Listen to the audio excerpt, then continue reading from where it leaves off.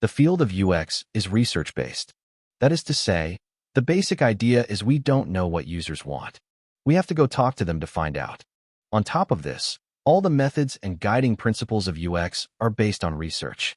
From that research, various principles and laws have emerged. One such law that has been well tested and circulated is known as the Aesthetic-Usability Effect. This law states that people generally think that a nice-looking design is also easier to use. As it turns out, when an interface is aesthetically pleasing, users will perceive it as being easier to use. They will often be more inclined to overlook usability problems and will generally rate an experience more positively based on how it looks. This has some rather practical applications in board game design that we might consider. Let's consider aesthetics and prototypes. Most often, board game prototypes are ugly. Designers are typically encouraged to not spend much time on how they look. These prototypes are not meant to be permanent or beautiful. They are stepping stones to the end result and are typically thrown away. Oftentimes, early prototypes will be discarded and replaced almost as fast as they are finished. Spending less time on them is almost always a good idea.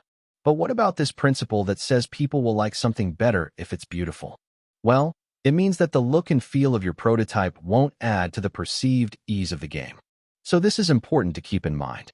In my experience, I can tell when I am ready to move on to higher fidelity designs when the game is functioning smoothly despite it being in a rough form. Don't be tempted to use this as an excuse for a poorly functioning game, though. A solid game will still play well as a prototype, and that is the goal. The real trick seems to be that some types of players just can't look past the ugly. There will be times when you test a prototype and it is poorly received simply because it's ugly. It is a good reminder that as the designer, you have to know what feedback to receive and which to ignore. Some good follow-up questions will help you figure out if this is the case. Some questions might be, what was your least favorite aspect of the game? What did you find most confusing in the game? These questions will help you start to figure out if the player is having trouble seeing past the prototype. What about aesthetics in finished games? So what does this look like in finished/published games? As an overall industry, the aesthetic qualities of games have progressed to a very high level. That is to say that most games released now have very well-refined designs. One game I wanted to focus on is Beyond the Sun. This is a top 100 game on Board Game Geek, which is seriously impressive. I would not describe the art or design of this game as bad. Rather, I would say that it's a bit bland when compared to many other games being produced. The mechanics of the player boards work really well and are easy to understand, but they feel more like a spreadsheet than a game. Again, it's not bad. It just doesn't add to the overall value of the game. I can't help but wonder if the visuals affect how players view the usability of the game. A much older game that always makes me think of this principle is Roads and Boats. I have never played the game, simply because I can't get past the cover.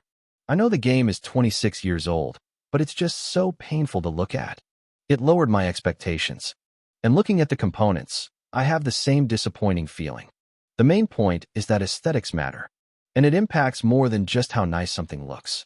Improved aesthetics can actually lead people to overlook minor usability problems and generally view the game in a better light.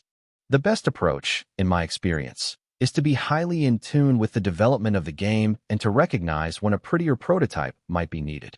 When most of the feedback starts to be confusion over how things work, it might be time to start adding some design to provide those pointers.